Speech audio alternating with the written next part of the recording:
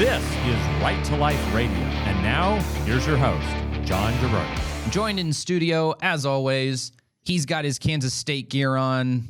I've got my Notre Dame gear on. Mr. Jonathan Keller. What's up, Jonathan? Yo, it's great to be here, repping my Kansas State Wildcat purple. Yes, so... throwing up my Wildcat signs, my Power Cat sign. Jeez Louise. He comes into the studio, he starts flashing gang signs. That's right. A wild element. So for those of you listening on the radio, Jonathan Keller walks in today wearing a purple Kansas State hat, a purple Kansas State sweatshirt, and I received him at the door of Right to Life thinking, wow, Jonathan's dressed so weird, not thinking about the fact that I was wearing, at the time, a Notre Dame baseball hat and a Notre Dame quarter-zip pullover thingy. That's right. So, because I wear Notre Dame stuff. So it's bowl season, baby. Almost a day does not go by where I am not wearing at least one article of Notre Dame paraphernalia on my body. And now I got like 2 different Notre Dame quarter-zip pullovers for Christmas. So get used to me wearing more Notre Dame stuff. Well, this is if you ever thought that was possible. Well, and this is my first Kansas State hoodie. I got this when I went back to a K-State game a couple of weeks ago. I was there with my dad, my brother, and my father-in-law, and it was shockingly cold. Yeah. You know what? The Midwest, really cold. A lot colder than here. Yes. That's why living in California is nice. All right. Well, one reason why living in California is nice is that all of our laws regarding abortion are completely terrible. So what we're going to do on today's show, this is airing on December 30th, second to last day of the year. So Jonathan and I want to do a little bit of a 2023 in review for the pro-life cause, looking at what's going on locally, statewide, and nationwide, and just want to look through where the pro-life issue stands, where the pro-life issue stands, on the verge of an election year, and where we think the pro-life cause is going in this country. So I think to start with that, Jonathan, we have to talk a little bit about the 2023 election results. And I got to say, overturning Roe in 2022 was one of the most significant things to ever happen in the history of the fight since Roe was passed. It's one of the single biggest things ever. It's a major goal of the pro-life movement was to get Roe v. Wade overturned. It finally happened. And it's worth celebrating. It was worth celebrating, and also it was kind of had to happen. It had to happen. I mean, both from a constitutional perspective, it was really like awful constitutional law, and it was going to be really hard in the long run to significantly pass pro-life legislation under the Roe regime. Right. What people don't understand about Roe, and maybe it's some, repetition. It always helps to repeat things. What people don't understand about Roe is people think of Roe v. Wade. A lot of people in America, they think, well, I don't like abortion, but, maybe for people to have some kind of right to abortion, maybe in extreme cases, like cases of rape or incest, the people will try to, I don't know why they would talk in that particular weird voice that I just chose, but people want to think of themselves. I think this is very true. A lot of things. People like to think of themselves as being in the middle. That's right. People don't like to think of themselves as being far to the right, far to the left. I'm reasonable. I'm a reasonable moderate. They like to cast. It's why I hate the expression common sense. I think 90% of the times when people, I just believe in common sense. Well, if people disagree with you, then the sense is not common. Ergo, it's not common sense that you believe. If you're holding a position where at least one other person, one of your interlocutors disagrees with you, it's not common sense. It's uncommon. It is not held in common. Anyway, people like to think of themselves as being reasonable. They like to think of themselves as being in the middle. So people will sort of think that, I think Roe v. Wade was, maybe a reasonable thing. And what they don't understand is that, no, Roe v. Wade wasn't a reasonable middle-of-the-road compromise on the abortion issue. Roe v. Wade mandated that every state have on its books as a requirement of the Constitution of the United States itself the most permissive regime of abortion laws possible. No legal restrictions on abortion until fetal viability. And even after fetal viability, you could still have an abortion as long as you had some excuse for why this impacted your health. And every single pregnancy can impact your health. Like just John, just to put this in perspective so people understand what Roe permitted. If you go back to one of the stepping stones that a lot of people considered one of the greatest legislative achievements nationally was the partial birth abortion ban. Right. When that was finally upheld by the Supreme Court. In 07. In 07. It was initially struck down the first time in 2000. Yes. Thank you, Sandra Day O'Connor. Yeah. I mean, literally, it took, in 2007, it took Sandra Day O'Connor being replaced by Sam Alito in order for that to go and flop to a 5-4 win for pro-lifers. In that case, 5-4 win, like the narrowest possible majority you can have. They essentially said, all right, well, I guess that if you deliver the baby feet first and the only part of the child that is still inside the birth canal is the skull, and you're going to jab the baby in the back of the neck with scissors, well, all right, maybe that's maybe just a little too barbaric. So don't do that. You shouldn't do that. But literally, if you read the decision, Anthony Kennedy and the other people that are writing it are basically like, I mean, other ways of doing late-term abortions are just fine for a baby just the same age. Yes, for literally the same age. So it's not saying, well, you can't kill the child after 24 weeks or 30 weeks or 36 weeks or 40 weeks. It literally, it didn't put any gestational limit. It just says this one type of procedure. It makes us a little squirmy. Rick Santorum showed all those pictures on the Senate floor. I guess maybe we should, Yeah, and that's the most we were ever able to accomplish under Roe, legislatively under Roe, is banning one kind of way of performing ultra late term abortions. So what you're saying is right, Jonathan. To overturn Roe was a necessary condition to allow us to do things like, let's ban all abortions after 20 weeks. Let's ban all abortions after the first trimester. Let's ban all abortions after fetal pain can be detected. Let's ban all abortions after fetal heartbeat can be detected. Let's ban all abortions, period, except for cases of, risk to the mother's life or, blah, blah, blah, blah, blah. Getting rid of Roe was the necessary condition for doing that. It was worthwhile. We should have done it. However, ever since then, everything has gone badly for pro-lifers legislatively pretty much everywhere across the country. Yes. There have been some laws that were passed successfully via statute. For example, I believe in South Carolina, they've finally put in place a heartbeat ban for abortion. But I think one of the most distressing things... And Florida. And Florida. Florida passed a 6-week ban on abortion. Thank you, Governor that's been DeSantis. upheld, which a great thing by Governor DeSantis. Yep. I think the most distressing thing, though, has been the popular initiatives. The popular initiatives, state by state, ballot initiatives. And by popular, we mean popular vote. Popular vote. Yeah, not that, this is so popular. I mean, ballot initiatives. Right. A law that is proposed to the people of a given state and put up for a majority vote. Every single ballot initiative regarding abortion, I believe this is true. You can correct me if there's any that I'm missing here, John, but I think every single state that has had a ballot initiative dealing with abortion since the overturning of Roe, the ballot initiative has gone the wrong way. That is correct. If it was a pro-choice ballot initiative, it won. It passed. If it was a pro-life ballot initiative, it lost. Every single one has gone kaput. Right. And the most distressing one was Ohio. Right. So Ohio has become, over the last couple of presidential cycles, a pretty solidly red state.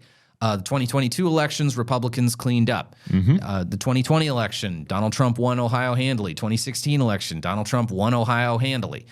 Ohio is becoming a very red state. They have a governor in Ohio who got reelected in 2022 by 20 points. But it's not tracking with being Republican, though, is not tracking with the abortion issue. And apparently there's a lot more pro-choice Republicans in this country than I ever could have imagined. Yep. Because Ohio in November 2023 had a statewide ballot initiative for issue 1. And Ohio had passed a law banning abortion after the 6-week point of pregnancy, a heartbeat ban. Issue 1 overturns that heartbeat ban and puts into the Ohio state constitution, the Constitution of the state of Ohio, protections for legal abortion throughout the course of pregnancy. Ohio voted with a majority vote to put into their state constitution, basically to put Roe v. Wade into their state constitution. That's what they just voted for. And gosh, that was just a kick in the absolute you-know-whats. It's such a horrible thing. It's almost like to have had a success and then to lose it. That almost feels worse in some way than never to have had. I don't know. There's a way in which it feels worse than never to have had that success. Right. And I think the scary thing is clearly Ohio has a huge number of Republicans.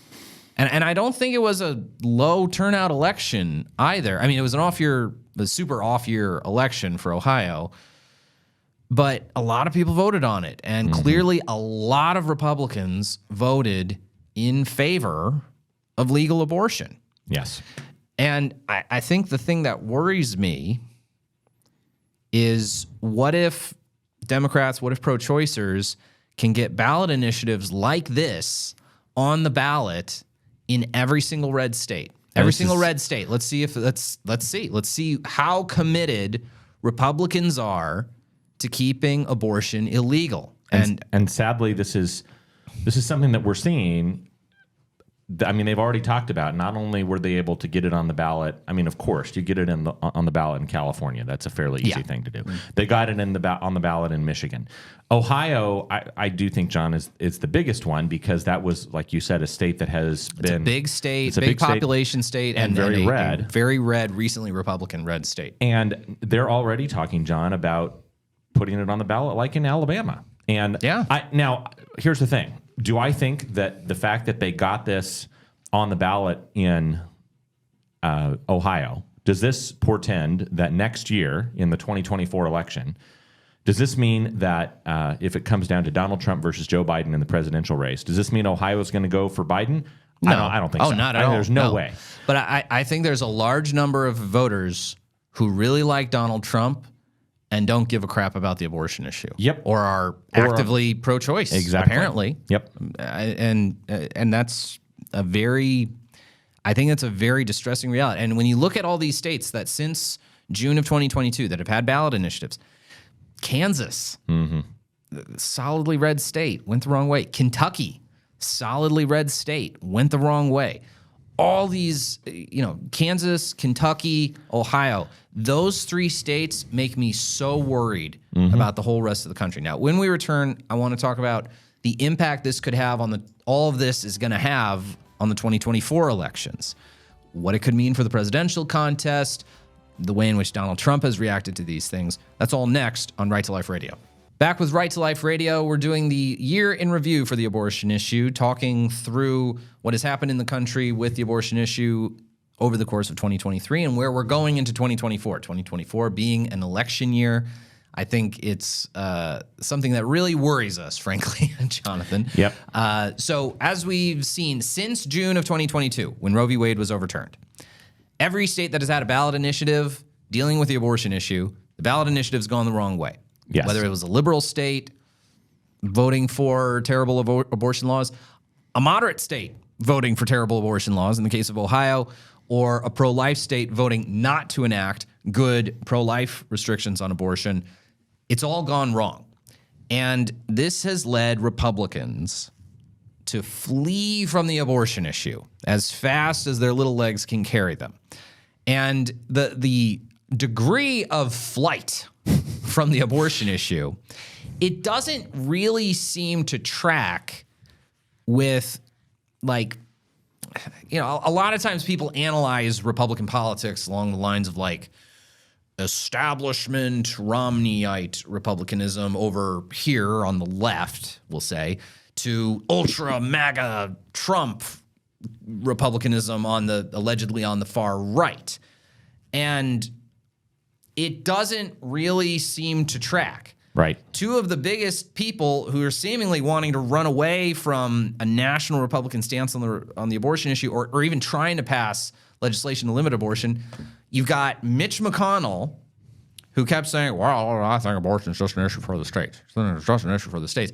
And Donald Trump, who, and I don't know if Trump did this because just anything Ron DeSantis does, Trump will take it as an opportunity to go after him. Kick him in the shins. Yeah, they're at best in the shins.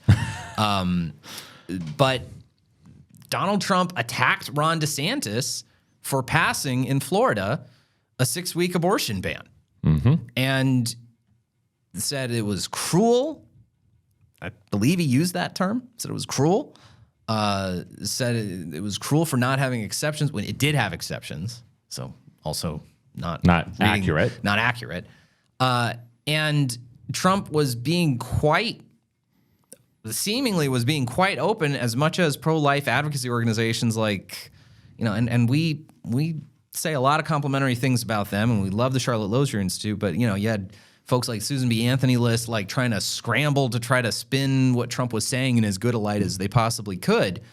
But Trump saying that was enormously distressing. Right. And it's enormously distressing because he seems at this point, we're not endorsing or anything here. We're just sort of projecting just based on every ounce of analyzable data that we have. Trump is almost certainly going to be the Republican nominee for president in 2024. Yes. All of his court cases are going to get delayed until after the election, it looks like.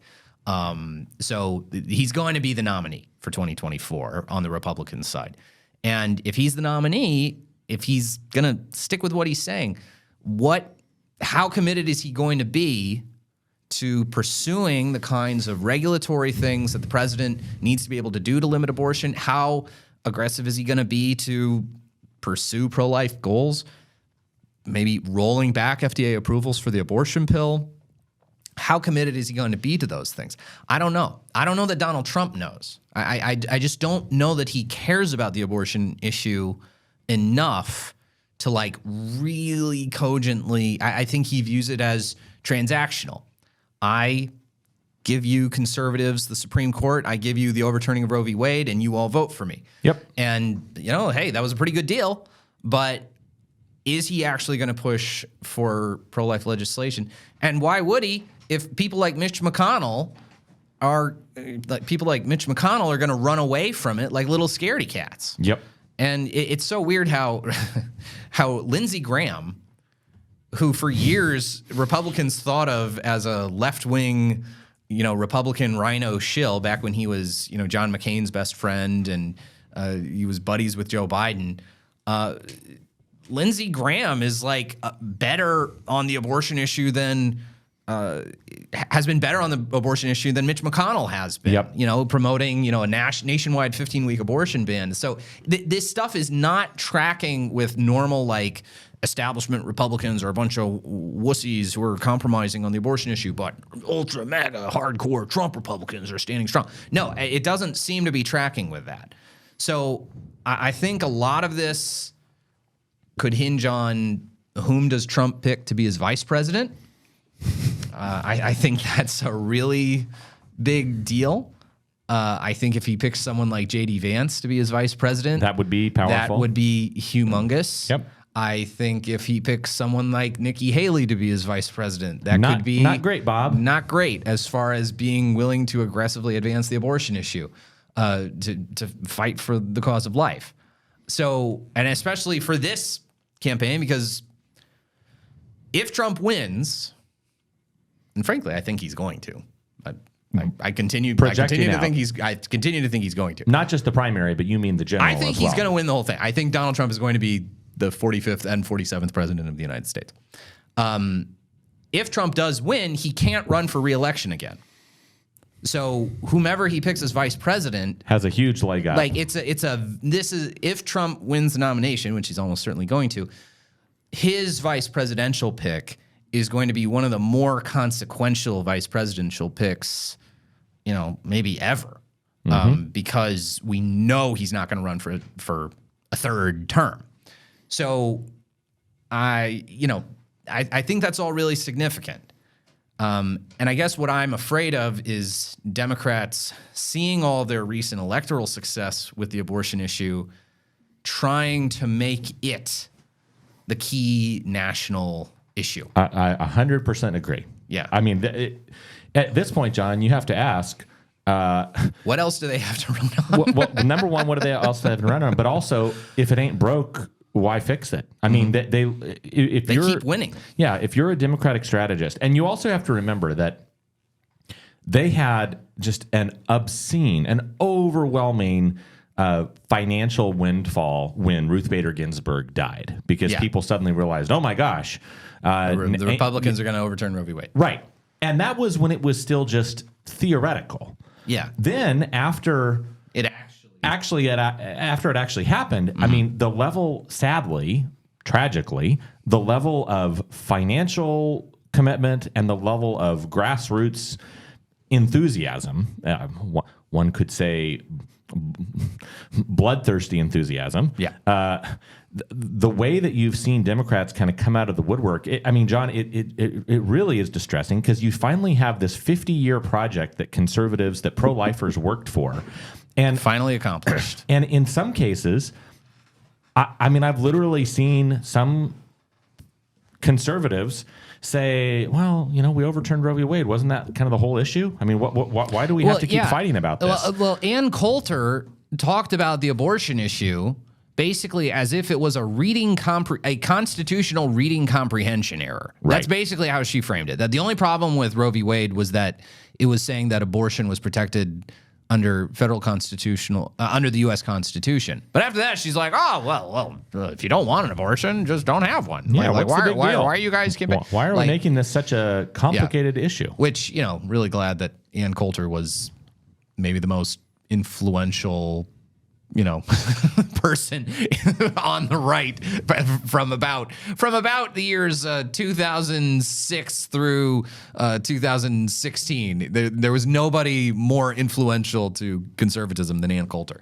And apparently she was pro-choice the whole time. So that's a great thing to realize. Okay. All right. When we return, we're going to do a little bit of a state focus. We're going to talk about what's happening with the abortion issue in California. And maybe with a little bit of a local look. We'll talk a little bit about what we're doing at the Obria Clinic and what we see in Fresno through the lens of our Obria Clinic through Right to Life Central California. That's next on Right to Life Radio. Back with Right to Life Radio, we're doing our pro-life year in review. And I am joined in doing this by my good amigo, the CEO of California Family Council, Mr. Jonathan Keller. How's it going, Mr. Jonathan? I'm good. I again, for those of you who just tuned in, I'm repping my K-State purple. There you go. Both my hoodie and my hat. Not to break kayfabe and let you behind the curtain, but we are recording this on Thursday, the 28th. So Jonathan is getting ready for Kansas State's bowl game later today versus the Wolfpack of North Carolina State University. There we go. Notre Dame is playing in the Tony the Tiger Toilet Bowl or something like that, I believe. Actually, I think it's the Sun Bowl against who the heck are we playing? We're playing Oregon State, playing the Beavers. So. That'll be a good game. Our quarterback decided, no, I'm not going to play in the game. Oh, I need to get ready for my that. draft. Yeah, he said, he just wants to protect himself, get ready for the NFL draft, where he's going to get drafted in the 23rd round or something like that. Anyway. Got to be sure to protect that draft stock for an incredibly mediocre quarterback. Okay, not to gripe about football. So, we're doing this pro-life year in review. Jonathan. That's right. Your job, as I understand it quite well, is that you are the CEO of the California Family Council. That is indeed my job. One of the things you guys do, one of the main things you guys do is you oversee what is going on with life issues, family issues, at the California State Capitol. Indeed. So I want to ask you for maybe give your assessment of the abortion issue at the state level, legislation that was good, bad. How do you think it's all stacking up at the state level with abortion? I know the last couple of years it's getting worse and worse and worse. Really, ever since Amy Coney Barrett got on the Supreme Court, California has, if anything, ramped up its abortion advocacy. So, floor is yours for thinking through out loud the state of abortion in California. So, I would say the how do I put this delicately? The good news, bad news. The bad news is that California has had a Democratic supermajority for such a long time, and we've had, even the last Republican governor that we had, the last two Republican governors, I should say, We're both pro-choice. they were both pro-choice. So really, we have not had a pro-life anything. There's not really been an opportunity to even theoretically pass pro-life legislation since, I don't know. I mean, Duke Majan? maybe. Was he pro-life? He was, I think, Okay. from everything I've heard. I think he was. Okay. Reagan wasn't. No, I know. Not when ironically, he was that's- governor. Yeah. So, I mean, things have been so bad in California for such a long time that both in terms of our legislature, our executive branch, and of course our judicial branch, which enjoined back in the 1980s even the modest parental notification law that we had on the books. Yeah, enjoying parental notification. It blocked the state legislature from cutting off state funding for abortion in Medi-Cal. So yeah, I mean we've been hosed for forever. So, Yes. Yeah. But I do think it's getting worse. if that's at all, just to make you feel better. I think the manipulation of insurance, using the state legislature to manipulate insurance, Right. What kinds of services have to be covered by insurance? What kinds of reimbursement has to be provided for abortion? What kinds of services you cannot charge a copay or a deductible for anymore. Basically, California is doing everything possible to facilitate abortion access, I think, for younger and younger people. And now a lot of this is stuff that wasn't necessarily passed this year, but a lot of it's coming into effect this year. And I think this is the other problem, is that I feel like anecdotally, traffic at Planned Parenthood is getting worse and worse and worse, and we'll have to kind of look at some of their California affiliates like reports, Right. to kind of really get a fuller sense of this. But look, starting this year, California eliminated all copays and deductibles for all abortion, Right. in the state. If you eliminate all out-of-pocket expenses for a thing, you're making it a lot more accessible to people, and you're probably going to have a lot more of them. I can't fathom how that wouldn't be the case. Yeah, it would be something where it would be shocking if you did not get more of it. Well, John, I will give you an example. If I am a fan of Chipotle, for example. Yes, you are. I don't eat it quite as much as I used to. Thank God. But I can tell you, if all of a sudden there was a government plan and they said, "Hey, would you like Chipotle? We will give you subsidized Chipotle, paid for by taxpayer dollars." I can tell you, I would probably eat at Chipotle lot more than I currently do. Yeah, exactly. And if I had the option of them saying, "Hey, you know what? Do you live in an area that it's difficult or inconvenient for you to get to a local Chipotle? We will ship that Chipotle to you. We'll give you free DoorDash." And I think that's one of the things, thinking through 2023. This is the first full year in California in which, one, the Biden administration's telemedicine policies for the abortion pill have been in place, meaning basically that you can get a prescription for the abortion pill via telemedicine. You can have the abortion pill shipped to your house. That's been in place. All copays and deductibles for abortion have been eliminated. This is kind of and the state of California, through legislation passed last year, has started these programs to encourage people to come to California from out of state so that they can come get abortions. And so I think this is where California's ongoing refusal, and this is another years-long, decades-long problem with California. California has for decades refused to report its abortion figures to the Centers for Disease Control. Right. So we don't really have a great way of tracking, like, are we having more abortions in California in 2023 than we did in 2022 or 2021? I don't exactly know. It's kind of this unknown that's sort of sitting out there. But you'd have to imagine, between no copays, no deductibles for abortion, Insurance companies have to cover abortion. Insurance companies can't tell the holder of a policy if a minor on the policy is getting an abortion. Mail order abortions, mailing abortion pills to people through the mail. You'd have to think that the numbers of abortion in California, they have to have gone up. Yes. And maybe really significantly. I mean, especially because you also now have women that are coming here. I mean, literally, Yeah. John, we are recruiting people. We're saying come we're to telling women in Texas to come to California. Yeah. So I don't know what that number is though. How many abortions actually happen in California every year?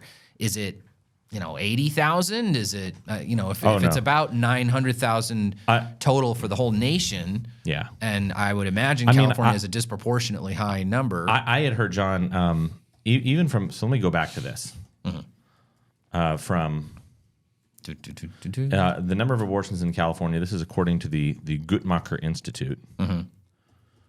So Guttmacher Institute's a think tank that used to be formally affiliated with Planned Parenthood. It was named after, I think it was the guy who succeeded Margaret Sanger as the CEO of Planned Parenthood. It's now not one and the same entity with Planned Parenthood. It's a slightly separate entity, but it's still a think tank that operates from a very pro-abortion mindset. Yeah. And they do provide some reporting on abortion figures and studies. And this is a copyright 2022 document from them, but this is the most recent year in which statistics were fully available, is 2017. So this is before the huge surge that we've seen over the last few years with This is before Roe being overturned and all the new abortion laws that they've passed.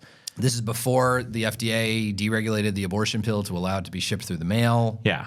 This is just 6 years ago. In 2017, 132,000. They estimated 132,000. 132,680 abortions were provided in California, though not all abortions that occurred in California were provided to state residents. Some patients may have traveled from other states, and some California residents may have traveled to another state for an abortion. Now, John, they note, interestingly, they say there was a 16% decline in the abortion rate in California between 2014 and 2017. But I am guessing that, again, that is but this gone is the still, other direction. Yeah, and and at that's that the point, thing is, this is still, though, Guttmacher Institute kind of cobbling this stuff together. Correct. Like, this is not like a hard and fast number. I mean, this Correct. is obviously an estimate that they're given based on maybe Planned Parenthood information that they have access to, and Planned Parenthood being the biggest abortion provider, maybe that gives them some gauge.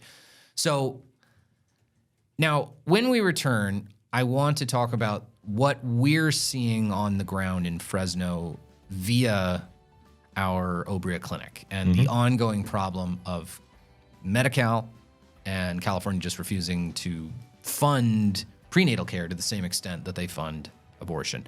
That is next on Right to Life Radio. It's the year in review for the abortion issue. John Girardi from Right to Life Central California here with Jonathan Keller. All right, Jonathan. So to close out the show, I want to talk about our kind of local, hyper-local view of the abortion issue. What is the abortion issue like in Fresno? And our Obria clinic, in addition to, which is a subsidiary of Right to Life Central California, provides OBGYN care to lower-income women from an authentically pro-life perspective. Obria365.org if you want to donate to help support it. OBRIA 365. Our Obria clinic has allowed me to kind of get a better sense of the real problems with abortion in Fresno and why again, California does not report their abortion figures to the CDC. And there's no great way of getting abortion reporting figures from, Fresno County or anybody. So all I can do is kind of guess. And my gut, not my gut, I would say my relatively Informed, my well-informed opinion. right. My well-informed opinion would tell me that Fresno has an enormous number of abortions. I would guess. We have 3 different abortion clinics in a town of 500,000 people, a metro area of a lot more. Right. And here's the fundamental problem. Fresno has a ton of people who are Medi-Cal beneficiaries. providing OBGYN care to Medi-Cal beneficiaries is a financial loser. So unless you have a booming, thriving private practice with private insurance paying patients to subsidize a few Medi-Cal patients, you're not going to make money seeing Medi-Cal patients. Unless you've got a federally qualified health clinic that gets federal subsidization, you are losing money on OBGYN care. So fewer and fewer doctors are providing OBGYN care for Medi-Cal patients. And guess what? It's a huge percentage of the Fresno market is Medi-Cal. And a huge percentage of pregnant women are Medi-Cal. And what happens as a result of this? 23% of women in Fresno don't get any prenatal care at all before they have their babies. Those are the ones who are actually having their babies. So let's think this through. How many women in Fresno get pregnant, learn they can't get an appointment for like 3 or 4 months, or they can't navigate the medical system because they're young or they're not very well educated, or maybe there's a language barrier or whatever, or they can't find a doctor to take them. And instead, what's the one thing that they know about? They know about Planned Parenthood. Oh, yeah. Because Planned Parenthood is ubiquitous in their advertising. Everyone knows about them. And what is offered to them at Planned Parenthood? The service that makes Planned Parenthood money. It's abortion. Yep. And the state has poured more money into abortion, more reimbursement for Planned Parenthood for abortion, supplemental Medi-Cal reimbursement funding for abortion. You can make money as a Planned Parenthood clinic doing a lot of abortions. That's how they make money. That's their one revenue generative service. Kind of a cash cow. It's that, and now it's starting to be transgender hormonal treatments. Yep. But you know, there aren't quite as many of those. There's a lot more pregnant women out there than there are transgender hormone seeking people. So that's when you look at all that and you see that those problems in Fresno are not getting better, okay? Why did Madera Community Hospital shut down? Madera Community Hospital shut down because most of their patients were Medi-Cal, and Medi-Cal doesn't reimburse well, and especially doesn't reimburse well in rural counties. They have all these other reasons for it, but that's the fundamental problem, is Medi-Cal just does not reimburse enough. And I think John Paul II talked a lot. It was this concept he called structures of sin. Mm-hmm. The idea that people sort of are like, well, that's just sort of the way the world is, and let's just operate. The idea of having a kind of moral complacency because things are set up the way they are. What are you going to do? It's a fallen world. These structures that lead to people sinning. Right. And I think it's a sort of structurally sinful thing that California has just, we've just set up a system where it's easier, cheaper to have an abortion. We are facilitating people having abortions more so than having children. And we are incentivizing doctors that it's actually far more financially profitable for you to abort the children of poor women than to deliver their babies. Right. So with that, I think we're going to wrap it up for the on that cheery note. All right, folks. John, can I make one quick pitch? No, we're almost out of time. Seconds. Tomorrow is the end of the year. So if you're looking to maximize your tax deductions, go give some money to Right to Life Central California or to California Family Council. There you go. I agree. Online, Google us. We are happy to accept your year-end tax-deductible donations. I agree with Jonathan. Feel free to throw some money our way. Thank you so much for everyone. Happy New Year from Right to Life.